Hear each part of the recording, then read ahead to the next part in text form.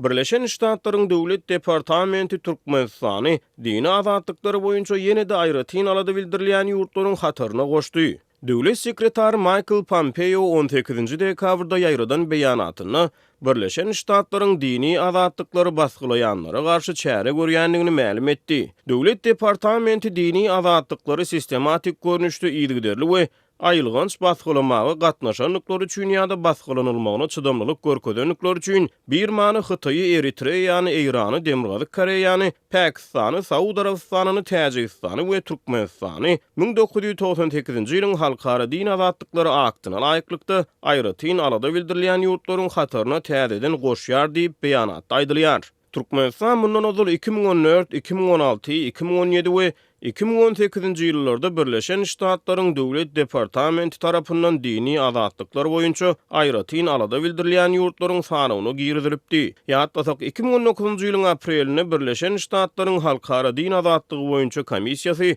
Döwlet departamentine Türkmenistany değişli sanawy täzeden girizmegi teklip edipdi. Konstitusiýa laýyklykda dünýäwi döwlet bolan Türkmenistanyň baş kanuny ýurtda dine uymagyň erkinligini kepillendirýär. Ýöne halkara hukuk toporlary Türkmenistanyň din wujdan azatlygynyň ýeti kemsidilmegini köp ýyllyklaryň dowamyna tanqidlap gelýär. Azatlyk radiosynyň habarçylary ýurtda dini amallary berja edýän raýatlaryň häkimiýetler tarapyndan ýyzarlanýanyny, olara garşy çäre görülýändigini wagtal habar berýärler. Dekabrın başynda azatlygyň habarçylary Mar welaýatyny aýarlara jemgyýetçilik ýerlerine İslam dinine mahsus başadaklyýan lywasyň gadagyn edilendigini habar berdi. Fevral aýyna azatlygy hat ýazan Türkmenistanyň Hare Krishna dininiň agzalary türkmen häkimiýetlerine öz seslerini eşitdirip ýurtda öz dinlerine erkin uymaga ýol açylmagyny soradylar. Şu ýylyň maýyna Birleşen Milletler Uramasınyň adam hukuklary boýunça komiteti ego we şaýatlary dini akymynyň 3 wekiliniň Türkmenistanyna ýalňyşlyk bilen türme tutulgyna hökm edilenligi barada karar çykardy. ABŞ-nyň halkara din azatlygy boýunça komitetiniň hasabatyna görä 2016-njy ýylda Türkmenistanyna gölönçülükde aýyplanýan 150-den gowrak adam tutsak edildi. Hasabaty görä olardan 18 adamy ady agzalmaýan terrorçy topary değişli bolmakda günä bildirilip iş kesildi. Olary diýri görkezin kampaniýasynyň soňky täzelenen sanawyna görä türkmen türmelerine daşky dünýäden özgünlükde saklanýan 121 benniden 32 adam dini ekstremizmle aýyplanýar.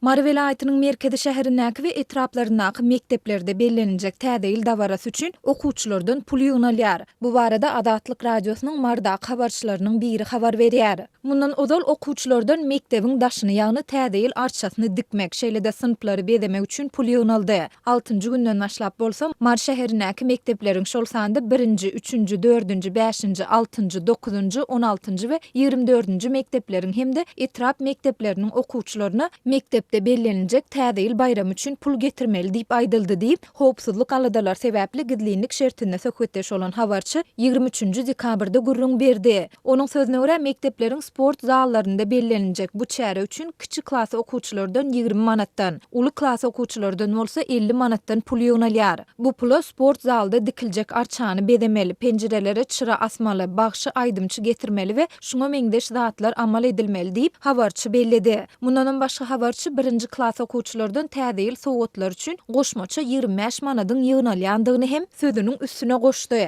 Azatlyk radiosuna bu barada Mar welaýat bilim bölümünden we agdalýan mekteplerden kommentari almak häzirlikçe başartmady. Türkmen prezidenti Gurbanuly Berdimuhammedow ýurt resmiýlerine täze münasibetli çärelere hemme taraplaryň taýýarlanmagyň, çağlar we uly adamlar üçin şowhunly bayramçylyk çärelerini we sahna eserlerini köpräk taýýarlamagyň wajypdygyny noýabr aýyndan bäri aýdyp gelýär. Türkmenistanda bellenýän bayramçylyklar we halkara çäreler döwletiň guramaçylygynda uly dawara bilen geçirilýär. Bu mejburi dawaralary geçirmek üçin büdjet işärlerinden, okuwçylardan we studentlerden ýygyderli pul ýygnalýar. Soňky aýlarda Azatlyk radiosy ýurduň dürli regionlarynda şol sanda Aşgabatda, Marda we Lebapda täze arçalaryny dikmek we binalaryň içini hemde daşyny bedemek üçin büdjet we medeniýet işärlerinden, okuwçylardan we studentlerden pul ýygnamak işleriniň dowam edýändigini ençeme gezek habar berdi. Mundan başga döwlet guramaçylygynda Aşgabatda geçirilýän mejburi bayramçylyk çäreler üçin ýurdun dürli regionlaryndan raýatlar öz hasaplaryna paýtagta eltilýär. Azatlygyň habarçylary bu dabaralary gow garşalýan enatalaryň we çağalaryň juda çäklidigine,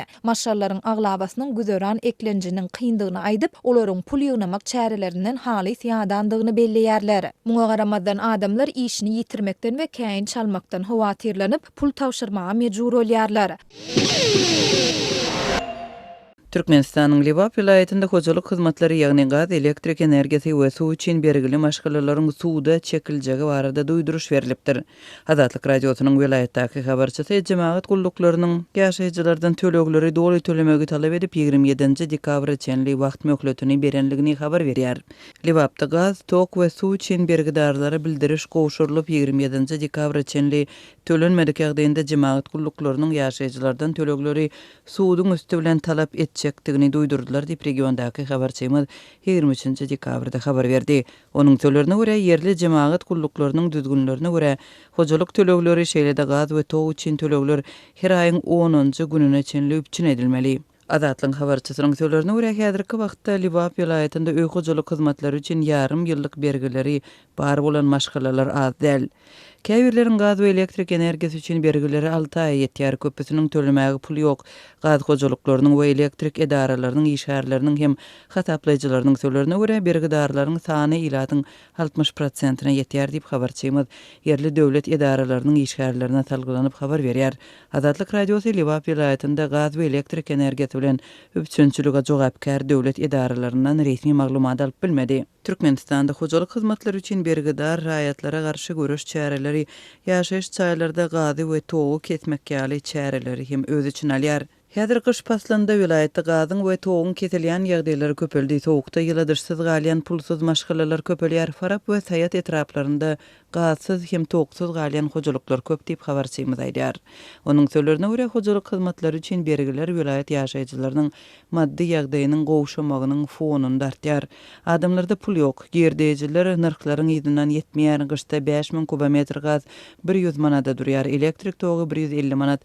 Beýleki jemaat hyzmatlary we ýangyn howpsuzlygy ýene-de 200 manada golay durýar diýip Lebapdaky habarçymyz aýdýar. Türkmenistanyň häkimetleri ýylatyň hojalyk hyzmatlary üçin bergisi bilen bagly agyr meseleni açyk gozgamaýar, emma bilen bir wagtda ýurtda ýylaty bu hyzmatlar üçin tölemäge mejbur etmek boýunça çäreler güýçlenýär. Hususan da jemaat hyzmatlary üçin bergili raýatlara zerur dokumentler we resmi namalar berilmeýär. Döwlet edara karhanalarynyň işgärlerinden jemaat hyzmatlary üçin bergileriniň ýokdugyny subut etmek talap edilýär. Olara aýlyk berilmejegi duýdurulýar we işden howulmak haýbat atylýar.